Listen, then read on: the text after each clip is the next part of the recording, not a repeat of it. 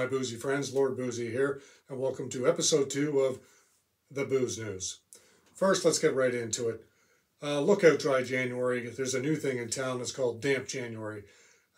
Statistics say that 35% of people that participate in dry January don't succeed. They fall off the wagon for multiple reasons, maybe a birthday, other things, just getting the pressure of everyday life, and therefore starting up again in the middle or whenever they fall off the wagon doesn't seem to be something that they want to do. So someone has introduced, probably the big booze companies, my guess, has introduced damp January. So it's more in moderation.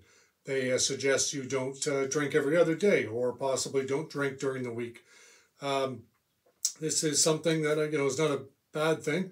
For me personally, I don't partake in either because no one likes a quitter. Next, in world booze news, New Zealand breweries are at the mercy of CO2 rations as the shortages continue to hamper the country after a CO2 plant was shut down over safety concerns. So I've been looking into this story and I feel bad for the New Zealand people, but there is some brightness on the horizon as a government spokesman has encouraged people to go back to getting buzzed the old-fashioned way and licking a toad.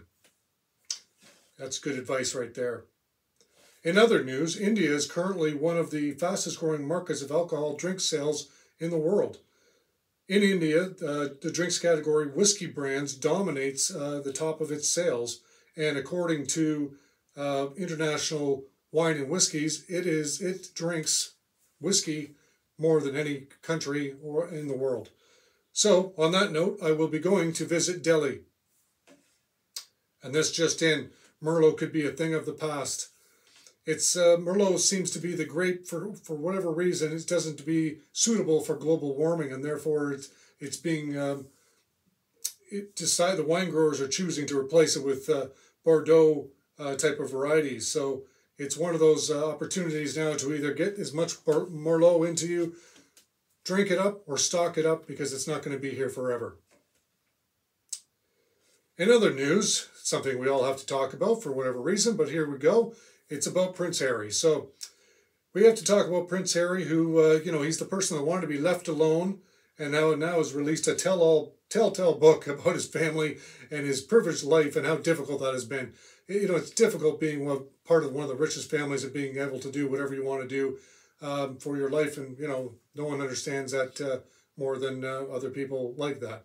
So in this book, he does talk about a squabble between him and his brother, where his brother had shoved him and pushed him onto the floor where he fell onto a dog dish.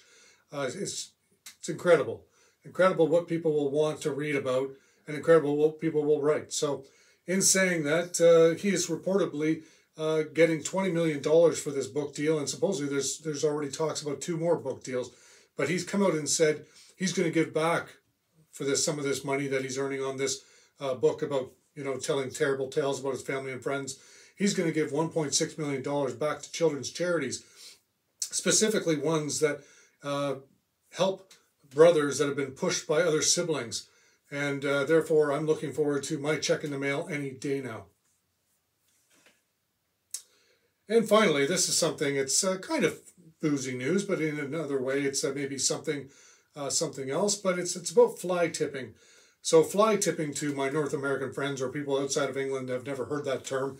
When I first moved here, I didn't know what that term meant either. I saw the signs, didn't understand what it is, but it basically means people that illegally dump garbage on the side of the road or roads, highways, etc., or people that throw stuff out the window that is garbage. It might be beer cans, liquor containers, fast food garbage, other garbage. They just kind of dump it everywhere, and it's become an epidemic. In the 2021 year, the government had reported that there was over 1.6 million incidences where the councils had to go out and assess these things. Now, incidents is more of a truck or trailer backing up in the woods or somewhere and dumping a big load of something. A lot of contractors do these kind of things. Not all, and I don't want to paint a bad picture for contractors, but you do see a lot of buckets of paint and drywall and those kind of building materials all over the sides of the road. So I've always kind of noticed it, but lately it seems to be getting a lot worse. in the morning, sometimes before breakfast, I'll stroll around the estate and I'll go back down through the back roads and across some of the fields. And I notice a lot of beer cans and wine bottles and garbage and all those types of things just being thrown at the side of the road. Now, it's reportedly that 20 million of those incidences, small incidences, that beer cans, energy drinks, all those kind of garbage thrown from cars happens every year in England. It's incredible, really, because it's everywhere and people know about it. I don't understand what the rationality is about just throwing your garbage out the window, but it seems to happen all the time. No, one of the things I was thinking that maybe would help with this is where I come from, near Toronto, Ontario. There is a recycling tax on booze containers. So whether it be a bottle, can, it could be a full bottle like this type of thing, a wine bottle, all those kind of things. There's basically a charge on that. When you buy it, there's an extra charge. It could be 10, 15 cents, p, etc. And then when you bring it back to the depot, wherever that is, you get your money back. Now, in saying that, people that don't do it, some people just put them in their recycling bins. Some people, discard it where it's not supposed to be. But walkers and people that, occupy the streets, we'll say, those kind of a homeless community, they clean the cities. I mean, because of this thing, you'll see on a regular basis people with big trailers behind their bikes hitting these depots, returning cans and bottles, and for, big sums of money, hundreds of dollars, or in that sort of range, sometimes more. So it's a good system so that you don't have to employ someone to go around and pick up all this stuff.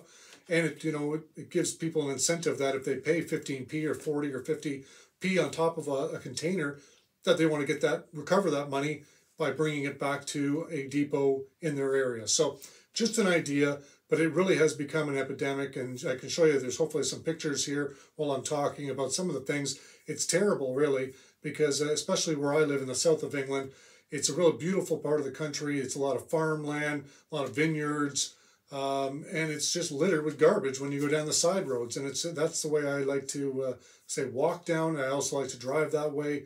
And it's just something that it should be an easy fix. So in saying that, thanks for watching, and we'll see you next Friday. And as always, stay boozy, my friends.